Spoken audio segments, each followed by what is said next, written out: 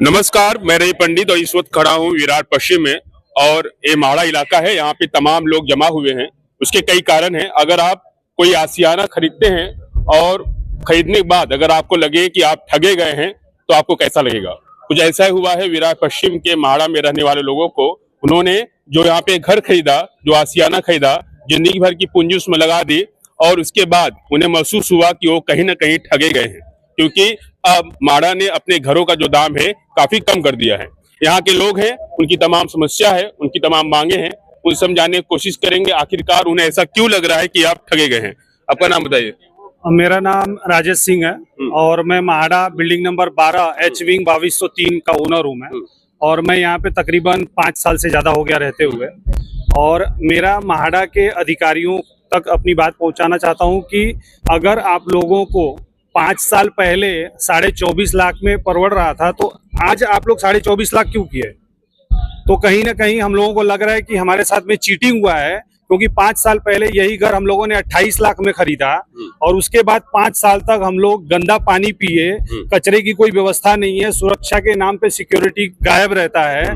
तो ये सारा तकलीफ 5 साल तक हम लोग झेलें। 28 लाख का घर हम लोग खरीदें और 5 साल के बाद में 28 लाख का घर 24.5 लाख में बेचने के पीछे अगर चीटिंग नहीं है तो और क्या है। तो ये हम लोगों का उनसे सवाल है कि अगर आपको 24.5 में परवड़ता था तो आप लोगों ने हम लोगों को 28 में बेच करके हमारे साथ धोखा क्यों किया। जी देखिए, बात साफ तौर पे एकदम साफ है कि आज के 5 साल 6 साल पहले यहाँ के लोगों को जो फ्लैट बेचा गया था वो 30 लाख 32 लाख 28 लाख बेचा गया, यानी कि जो जैसा बकरा मिला उसको ऐसा हलाल कर दिया गया। उसके बाद अब उसी फ्लैट को 20 लाख 22 लाख 24 लाख में बेचा जा रहा है। जब इन्होंने फ्लैट खरीदा था तो यहाँ पे सुविधा के नाम पे कुछ भी नहीं था, पानी नहीं थे, लाइट सुविधा नहीं थी, बाहर स्ट्रीट लाइट नहीं था, वॉचमैन प्रॉपर नहीं थे। आज इतने सालों के बाद जब यहाँ पे रहना शुरू कर दिए और उसके बाद यहाँ के जो फ्लैट है उनको सस्ते दाम में बेचा जा रहा है, तो वाजिब होने लगेगा कि कहीं ना कहीं ये ठगे गए हैं और इनको माड़ा ने ठगा है। क्या कहेंगे, क्या नाम है आपका। मेरा नाम कृष्णा देवाड़ी का है। आज हम लोग को माड़ा ने पूरा फंसाया है, मतलब हमारा पूरा मेहनत की कमाई बोलते हैं ना, ऐसा दिल जल रहा है। जो हमने 28 लाख का प्रॉपर्टी आज वो 25 लाख में हो गया। आज तक का इतिहास में कभी जगह का भाव किधर इंडिया में बताइए जो कम हुआ है, और इधर जगह का भाव कम किया है। अगर यही चीज माड़ा ने अगर पहले से रहता तो अभी तक का इनका सोल्ड आउट हो जाता था, हमारा कमेटी बन जाता था। और गवर्नमेंट का जो पैसा फंसा है 3,100 करोड़ बोल रहे थे, 3100 करोड़ ये प्रोजेक्ट में गवर्नमेंट का फंसा है। तो इनको पहला ध्यान में नहीं था ये प्राइस में नहीं सेल आउट होएगा, ये प्राइस कम प्राइस में सेल आउट होता था। अभी तक का सेल आउट होके गवर्नमेंट को लाइबिलिटी नहीं रहता था। ये अभी 3,000 लोगों का, अभी आप लोग ने चीटिंग क्यों किया 3,000 लोगों का। अभी जिसका 5 साल हुआ उसको रूम बेचना है तो उसको तो थोड़ी 25 लाख में बेच सकते जो 28 लाख में लिया है। तो हम कहा जाएंगे। अभी ये जो प्राइस डिफरेंस है, एक तो हमें हर चीज का इधर दिक्कत करनी पड़ी। ठीक है, अभी एमएलए हमारा आमदार चेंज हो गए, लेकिन आमदार जब चेंज नहीं तो हर चीज के लिए हम पानी से लेके हर चीज के लिए हम मोर्चा लिए, हर चीज के लिए झगड़ा करना पड़ा। जैसे कि आप लोग क्या बांग्लादेशी थे ऐसा हुआ था, लेकिन आज पूरा इतिहास बदल गया। लोन लिया था कि कैश पे कर लिया। नहीं, हमने तो लोन लिया था, कैश में रहते थे, इधर कहाँ रहते थे। ब्याज कटता रहेगा। ब्याज तो कम से कम हमारा 5,80,000 तो हमारा अभी तक का सिर्फ ब्याज ही गया है। मुद्दल छोड़ दीजिए, सिर्फ ब्याज ही गया 5 साल से। तो सोचिए हम जैसे मिडिल क्लास कहाँ से लाएंगे। एक तो प्रधानमंत्री का क्या नियोजन है, सबको घर मिलना चाहिए और अच्छा रेट में मिलना चाहिए। अभी जैसे कि प्रधानमंत्री आवास योजना का ही घर है जो 21 लाख समथिंग है, वही घर का कीमत आज 20 लाख हो गया जो प्रधानमंत्री आवास योजना का घर। तो सोचिए मतलब किधर ना किधर मिसमैनेजमेंट हुआ है गवर्नमेंट के तरफ से। मैं सिर्फ फडणवीस साहब से, हम सब तरफ से, माड़ा का विरार रविवासी के तरफ से फडणवीस साहब से बोलूंगा कि ये चीज पे अमल लाइए। हमारा जो भी नुकसान हुआ उसको कैसा भी आप करके हमको रिफंड करके एडजस्ट करिए। ये हम जानते हैं कि फडणवीस साहब ये चीज कर सकते हैं और वो कैपेबल इंसान, और कैसा भी करके वो करेंगे, हमें निराश करने नहीं देंगे, उतना मेरा दिल जानता है। एक बार इनका चेहरा दिखाए सभी का। वो लोग हैं जो घर खरीदने के लिए बैंक से लोन लिए और लोन लेने के बाद उन्होंने घर खरीदा और घर खरीदने लगा शायद इसका कल को दाम बढ़ेगा। जो फ्लैट लिए हैं 32 लाख में 30 लाख में, आगे जाके 50 लाख 60 लाख तक जाएगा, क्योंकि इससे सटे हुए बाकी इलाकों में जो घर का कीमत है वो 55-60 के आसपास जा रहा है या उससे ऊपर भी जा रहा है। लेकिन आज ऐसा नहीं हुआ। इन्होंने जिस दाम पे घर खरीदा था उससे और काफी नीचे दाम गिर गया है घर, और ये लोग महंगे में घर खरीदे, वो घर आज सस्ता हो गया और इसका लगातार ये ब्याज भरते जा रहे हैं। अगर कल को ब्याज नहीं भरेंगे तो बैंक वाले इनके घर पे आ जाएंगे और ताला मारेंगे। क्या कहेंगे आप? कुछ बात करना चाहेंगे? क्या कहेंगे आप? कैसा लग रहा है आपको? देखिए, मेरा पहली चीज तो ये है कि भाड़ा में रहने के बाद हम लोग को सिर्फ आज से आज तक हम लोग को सिर्फ प्रॉब्लम ही प्रॉब्लम फेस करना पड़ा है, इसके अलावा कुछ नहीं मिला है। और आज अगर ये पैसा कम करके अगर हमें हमारे बाजू वाला अगर कम रेट में आ रहा है इधर रहने को, तो हमें बहुत बुरा लगने वाला है कि, और इसके कारण है ना, मैं बोलता हूँ पर्सनली कि इसके कारण और आगे जाके प्रॉब्लम्स आना स्टार्ट हो जाएगी। तो बुरा तो लगेगा ही, क्योंकि आपने घर खरीदा है 30 लाख में और आपका जो पड़ोसी आएगा वो आएगा 20 लाख देखिए वही घर, और उसी घर का लोन भरते आ रहे हैं। क्या कहेंगे? क्या नाम है आपका? नमस्कार, मैं आदित्य राउत, इधर ही ई-विंग में रहता हूँ। हाँ। ये तो मतलब बड़ी दुख की बात है कि हमारे प्रॉपर्टी का फर्स्ट टाइम वैल्यू कम हुआ है। अगर आपके किसी प्रॉपर्टी का वैल्यू कम होता है, पूरे महाराष्ट्र में जगह का कीमत फ्लैट का बढ़ता है और आपके यहाँ पे कम हुआ है। इन्फ्लेशन रेट आज 5 साल आप कैलकुलेट करोगे तो हर साल 8% से 45% इन्फ्लेशन बढ़ा है और हमारे वैल्यू प्रॉपर्टी का वैल्यू कम हुआ है। तो ये बात बहुत चुभ रही है। जो नए लोग आएंगे, जो हमने इधर सुविधा लाई है, जो म्हाडा ने दी नहीं है, वो कम पैसे दे के आएंगे और वो सब एंजॉय करेंगे सुविधा। लेकिन उसमें उनकी गलती तो नहीं है, जो देखिए जो अभी आएंगे उनकी गलती नहीं है। तभी प्रॉब्लम नहीं था कम में देने को, तो वो आज कम क्यों कर रहे हैं? और आप क्या चाहते हैं? जो भी डिफरेंस का अमाउंट है वो हमें वापस कर दीजिए। ऐसा नहीं हुआ तो होना ही चाहिए। नहीं हुआ तो हम आंदोलन छेड़ देंगे, आंदोलन करेंगे। यस। और नए आदमी जैसे पोजीशन आ रहे हैं, हम उनको रहने नहीं देंगे इधर। हाँ, लेकिन उसमें उनकी गलती नहीं है ना। उनकी गलती नहीं है, पर म्हाडा को किधर ना किधर हमें वो बताना ही लॉस दिखाना है। लॉस दिखाना ही पड़ेगा। तो म्हाडा ने क्या सोचकर ये बेचा है? जी, नाम बताइए आपको। सर देखिए, मेरा नाम जय शुक्ला है, मैं 3 नंबर बिल्डिंग में रहता हूँ। जैसे कि आप जानते हैं यहाँ पे कि 2014 का लॉटरी है मेरा। अब गौर करिए, 2014 का लॉटरी आज 2024 हो गया है। 10 साल हो गया है। 10 साल होने के बाद में ये भी बात समझ लीजिए कि इन्होंने जब पोजीशन दिया वो टाइम पे क्या रेट रखा, 22 लाख दिया। आज वही 330 का जो प्राइस है, आज वो 20 लाख से भी कम हो गया। क्या करते हैं आप? काम क्या करते हैं? मैं एक IT कंपनी में हूँ। कितना पगार है आपका? सर मेरा है, समझ लीजिए ज्यादा नहीं, हाँ मिडिल क्लास की फैमिली पकड़ लीजिए मेरे। लोन का हफ्ता कितना आता है? लोन का मेरा अभी जब मैं स्टार्टिंग से अभी तक भरा, जैसा कि साहब ने बताया कि नहीं बोल के हम लोग ने 10 लाख तो लोन भर चुका है। अच्छा। अगर 22 लाख का प्रॉपर्टी प्लस 10 लाख ही है तो नहीं बोल के 30 लाख प्रॉपर्टी का रेट अभी हमने भर चुके हैं। अभी हमारे ऊपर लायबिलिटी है, 1 रुपए का भी एप्रिसिएशन नहीं है यहाँ पे।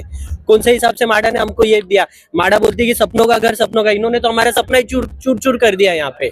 हाँ, ना पानी है ना लाइट है, कुछ नहीं।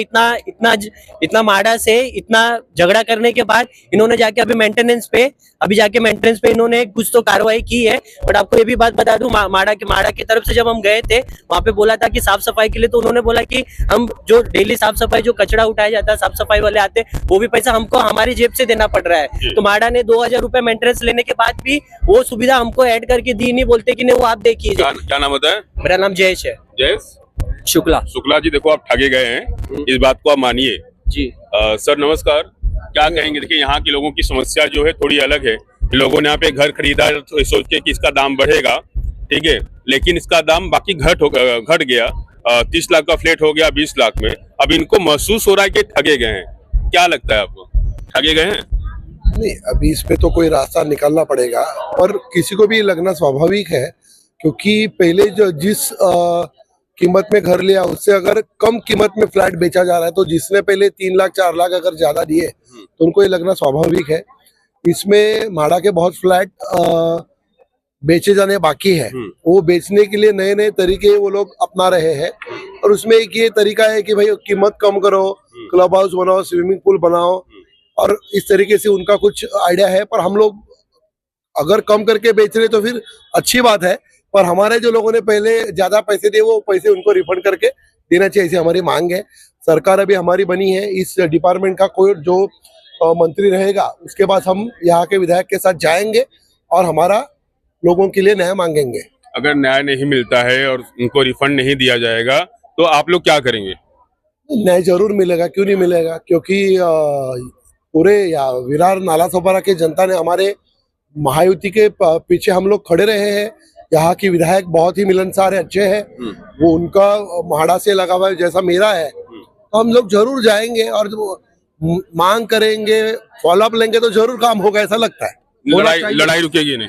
कभी नहीं। म्हाडा वाले लड़ाई करने के लिए, अपने हक के लिए आगे रहते हैं। मेरे साथ पानी के आंदोलन में भी म्हाडा के लोग आगे थे, तो ये तो विषय होना ही चाहिए, क्योंकि आप जैसे बोले कि 3 लाख 4 लाख की कोई छोटी अमाउंट नहीं है। बात आपकी सही है, 3-4 लाख नहीं 10 लाख का फर्क आ जा रहा है। एक चीटर जो लोगों को धोखा दिया है, ऐसे लोगों के जेब से पैसा निकालना बहुत मुश्किल होता है। ये तो उनको चीटर ही कहा जाएगा ना, जिससे इनको ठगा जा रहा है। 30 लाख का फ्लैट 20 लाख में कर दिए, लोग ठगे गए। अब इनको सब महसूस हो रहा है और होना भी चाहिए, तो उनके जेब से पैसा निकालना मुश्किल नहीं है। नहीं, हम इस विषय पे अधिकारियों के साथ प्रत्यक्ष जब मुलाकात होगी तब इसमें और डिटेल में जानकारी मिल सकती है। तब तक कोई भी टिप्पणी करना उचित नहीं होगा, लेकिन अगर ऐसा अन्याय हो रहा है तो उस अन्याय को हम अधिकारियों के साथ, हुआ है नहीं ऐसा हो रहा है, अधिकारियों के सामने रखेंगे, लोगों का पक्ष रखेंगे और ये सरकार जरूर न्याय हमको देगी, ऐसा भी विश्वास है। और आप लोग ये आवाज सरकार तक पहुंचा रहे हैं, हर बार पहुंचाते हैं, कोऑपरेट करते हैं हमको, तो जरूर भरोसा है कि मीडिया तक ये गई है बात तो ओके हो जाएगा। कुछ बात करना हम लोग को, मैडम बात करेंगे। रंजना है, रंजना बोला ताई, तुम्ही बोला रंजना ताई, श्यामल ताई कुठे? बोला रंजना आणि नमिता ताई बोला। आम्ही म्हाडामध्ये इथे फ्लॅट घेतलेला आहे। 2016च्या लॉटरीचे विनर आहोत आम्ही, आणि काही लोक रहिवासी 2014 पासूनचे विनर आहेत। त्यावेळेला फ्लॅट घेतले, त्यावेळेला फ्लॅटच्या कॉस्ट ज्या होत्या त्या आम्हाला 25 लाखापर्यंत पडल्यात, आणि आता 5-6 वर्षानंतर म्हाडाने फ्लॅटच्या किमती कमी केल्या आहेत। 20-20.5 लाखाला म्हाडा फ्लॅट विकते। तर म्हणजे हा जो आमच्यावरती अन्याय होतोय तो म्हाडाने चुकीच्या पद्धतीने अन्याय केलेला आहे आमच्यावरती, आणि तो आम्हाला मान्यच नाहीये। जर का म्हाडाने एवढ्या कमी किमतीमध्ये म्हाडाला फ्लॅट विकायचे होते तर आम्ही ते फ्लॅट मुळात घेतलेच नसते। आणि म्हाडासारख्या शासकीय गव्हर्नमेंट महाराष्ट्राची वेगळी मोठी संस्था आहे, गृहनिर्माण करणारी संस्थाकडून आम्हाला अशी फसवणूक होणं म्हणजे हा खूप मोठा आम्हाला एक प्रकारचा धक्काच बसलेला आहे। आम्ही एक मध्यमवर्गीय मिडल क्लासचे रहिवासी म्हणजे नागरिक आहोत, आणि खूप साऱ्या अपेक्षा ठेवून की म्हाडाचे फ्लॅट म्हणजे कमी किमतीमध्ये सवलतीमध्ये वगैरे मिळतात, त्या हिशोबाने आम्ही म्हाडाचे फ्लॅट लॉटरीमध्ये खरेदी केले। पण फ्लॅट खरेदी केल्यानंतर इथे आल्यानंतर खूप साऱ्या समस्यांना आणि अडचणींना आम्हाला सामोरं जावं लागतं। आतापर्यंत 6 वर्ष होऊन गेलेले आहेत, आणि 6 वर्षांमध्ये पण तुम्ही पाहू शकता की म्हाडाचे फ्लॅट अजून 20% सुद्धा भरलेले नाही आहेत। जास्तीत जास्त फक्त 3,000च्या वरती पोझिशन झालेले आहेत, आणि त्या सर्व 3,000 रहिवाशांचे घर मालकांची म्हाडाने फसवणूक केलेली आहे। मेन म्हणजे ज्या सोयी सुविधा म्हाडाने आम्हाला द्यायला हव्या होत्या त्या देत नाहीये म्हाडा। पाण्याच्या स्टोरेजसाठी म्हाडाने काही सोयी सुविधा म्हाडाने केलेली नाहीये फ्लॅटमध्ये। दुसरी गोष्ट म्हणजे 5 वर्ष आम्हाला टँकरचा पाणी पुरवठा केला म्हाडाने। ज्या वेळेला आम्ही पोझिशन घेत होतो आम्हाला प्रोसेस साठी म्हाडाने जवळजवळ 2 वर्ष आम्हाला वेळ लावलं। म्हाडाने प्रोसेशन ताबा घेण्यासाठी आम्हाला 6-6 महिन्यांच्या वरती वेळ लावलं, चावी घ्यायला सुद्धा आम्हाला खूप टाइम लावलं म्हाडाने। आणि आताच्या ज्या लॉटऱ्या काढतायत त्यावरती म्हाडा पटापटा सगळं प्रोसेस करत आहे, चाव्या वगैरे सगळं काही फटाफट देत आहे। ओके, तर या सर्व गोष्टींचा आता आम्हाला मनस्ताप होतोय। दुसरी गोष्ट म्हणजे म्हाडाने 24 माळ्याचे बिल्डिंग टॉवर उभे केलेत। विरारमध्ये एवढे टॉवर 24 माळ्याचे कुठेही नाहीयेत, जे यशवंतनगरच्या बाजूला म्हाडाने उभे केलेले आहेत, आणि जवळजवळ 72 बिल्डिंग उभ्या केल्यात, म्हणजे 10,000च्या वरती पॉप्युलेशन इथे आहे। ओके, फ्युचर मध्ये तर म्हाडाने ऍटलीस्ट एका बिल्डिंग मध्ये 4 लिफ्ट तरी द्यायला हव्या होत्या। फक्त 2 लिफ्ट दिलेल्या असताना आम्ही 24 माळ्याच्या टॉवरचा मेंटेनन्स आम्ही एवढा का भरायचा, हा प्रश्न आता सध्या असा आम्हाला भेडसावत आहे। दुसरी गोष्ट म्हणजे वॉचमॅनचे आम्हाला कोणताही सहकार्य मिळत नाहीये। त्याच्यासाठी आम्ही सगळ्या सुविधांसाठी खूप वेळ आम्ही पाठपुरावा केलाय, म्हाडाकडे केलेला आहे, शिर्के बिल्डरच्या ऑफिसला सुद्धा केलेला आहे आम्ही।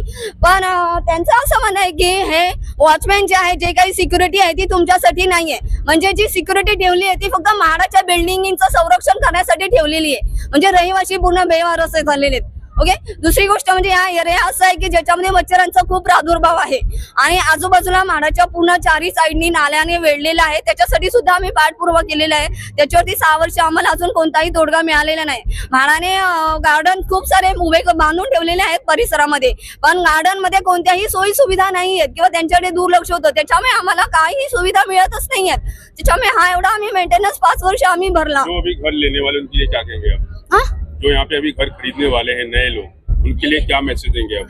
जो अभी फ्लैट ले रहे हैं मैं उनको ये कहूंगी कि आप ये फ्लैट मत खरीदिए। अगर आपका भी ऐसा ही अगर लॉस होने वाला है तो कोई फायदा नहीं है। हम लोग पिछले 6 साल से माड़ा के साथ फाइट कर रहे हैं, उसके साथ साथ यहाँ पर महानगर पालिका है उसके साथ भी फाइट कर रहे हैं हम लोग, और शिरके बिल्डर के साथ भी हम फाइट लोग कर रहे हैं, और हमें कोई सपोर्ट ही नहीं कर रहा है, इसलिए आज हमें यहाँ पर आपकी मीडिया के सामने फेस करना पड़ रहा है। तो साफ तौर पे इनका एक ही कहना है कि जो नए लोग घर लेने वाले हो यहाँ पे घर न खरीदे, क्योंकि इन्होंने घर खरीदा था, आज ये खुद को ठगे महसूस कर रहे हैं, क्योंकि जो घर खरीदे थे 30 लाख में, आज वो घर हो गए हैं 22-23 लाख में। उसके अलावा यहाँ पे तमाम समस्या है जिससे लगातार जूझते आ रहे हैं। अब देखना होगा इन तमाम विषयों पे माड़ा क्या एक्शन लेता है, क्या इनके जो पैसे ज्यादा इन्होंने दिया उनको रिफंड करेंगे या फिर ये लड़ाई यूं ही चलती रहती है।